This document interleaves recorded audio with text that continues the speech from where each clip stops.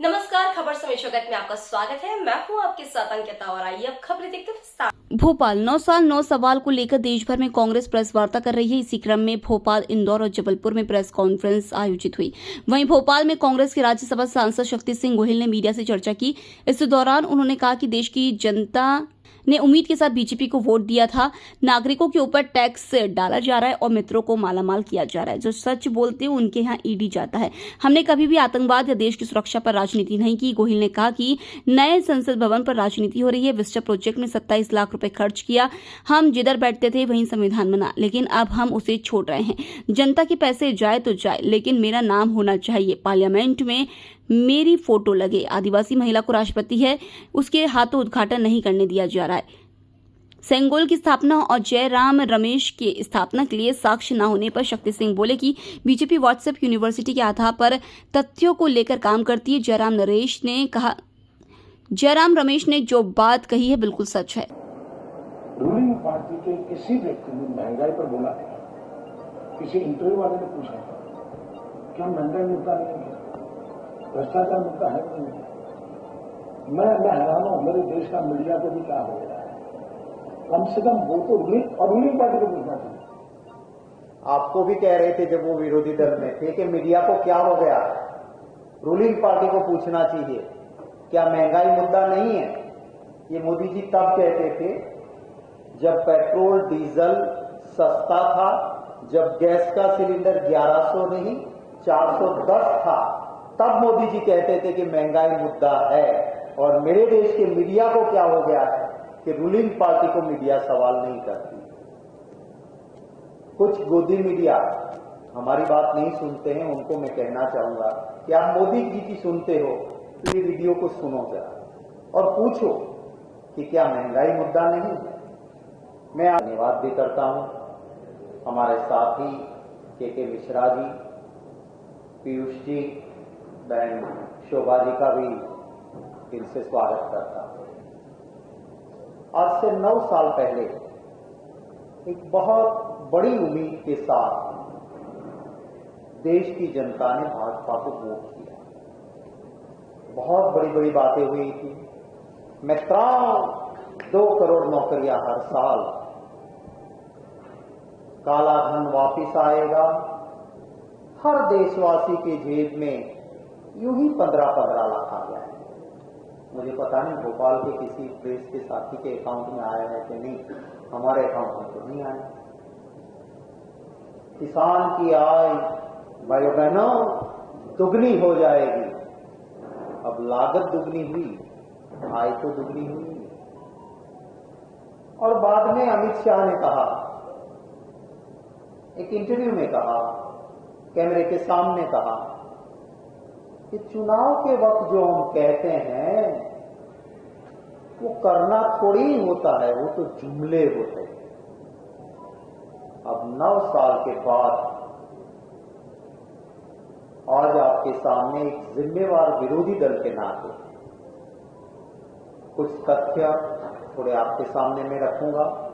उसके बाद आपको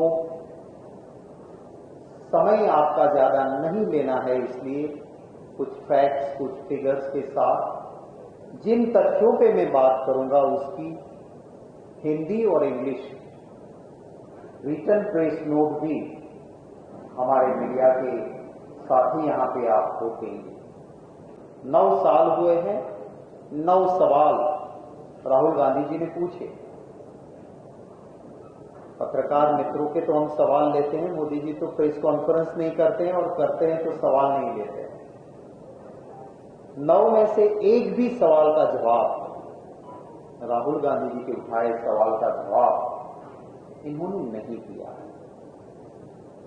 लोकतंत्र के लिए कहा जाता है कि it is the duty of the government to bridge between haves and have nots. जिसके पास बहुत है और जिसके पास कम है, यानी गरीब या मिडिल क्लास है, उनका और बहुत पैसे वालों के बीच का फासला कम करने की जिम्मेवारी लोकतंत्र में सरकार की हुई।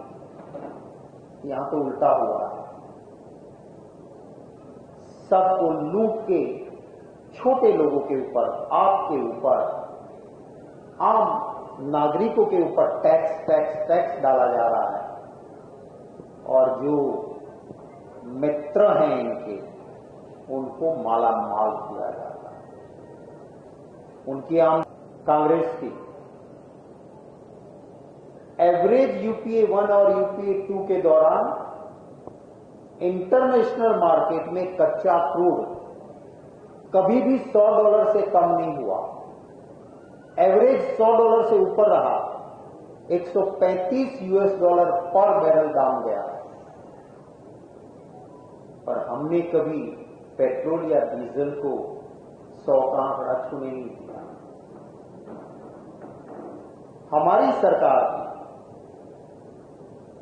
2014 में जब शासन छोड़ा, $116 पर बैरल कच्चे क्रूड की प्राइस थी और मोदी जी के शासन में जब कोरोना आया सिर्फ $30 पर बैरल कच्चा क्रूड हुआ।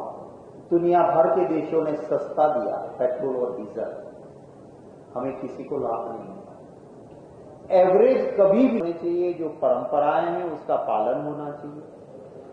पार्लियामेंट पार्टी पॉलिटिक्स से ऊपर मानी जाती है और इसे वहां किसी भी तरह का पार्टी पॉलिटिक्स वहां नहीं होना चाहिए।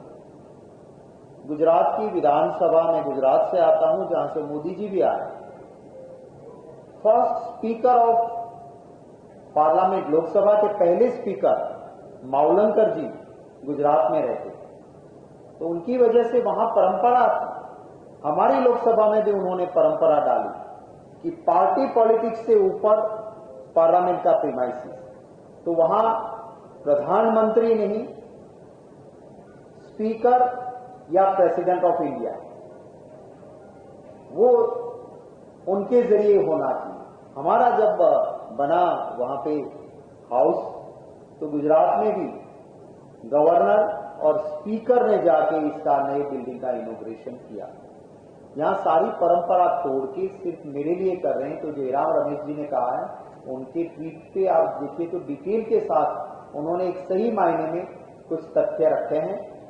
20 पॉलिटिकल पार्टी लाइक माइंडेड्स हैं, सब ने मिलके, हम नहीं चाहते कि हम ऐसे प्रोग्राम का बहिष्कार करें, पर ये मजबूर करते हैं कि पार्लियामेंट के अंदर भी पॉलिटिक्स लाते हैं, इसलिए करना है। गैस जिसको कहते हैं, लाल सिलेंडर यूज करते हैं, वो गैस हमारे यहां नहीं होता है, हमें इंटरनेशनल मार्केट में से लाना होता है। और मैं चैलेंज के साथ कहता हूं, हमारी यूपीए सरकार रही, ये जो एलपीजी गैस है उसका इंटरनेशनल मार्केट में दाम तय होता है सऊदी अरामको के जरिए, और कांग्रेस की यूपीए 1 और यूपीए 2 के दौरान ये सऊदी अरामको ने एलपीजी के जो दाम रखे थे उससे कई कम दाम, बीजेपी के 9 साल के एवरेज को देखो तो इंटरनेशनल मार्केट में एलपीजी कम हुआ, माने सस्ता हुआ इंटरनेशनल मार्केट में। पर 410 का सिलेंडर भोपाल में, मुझे पता नहीं, दिल्ली में तो 1103 है, तो यहां 1100 के आसपास भोपाल में भी है। उसको नुकसान करने का काम 9 सालों में हुआ है। मनरेगा एक गरीब परिवार के लिए कितना उपयोगी है, उसमें कटौती हुई, या बीजेपी के कार्यकर्ता उसी में से भी चोरी करते हैं।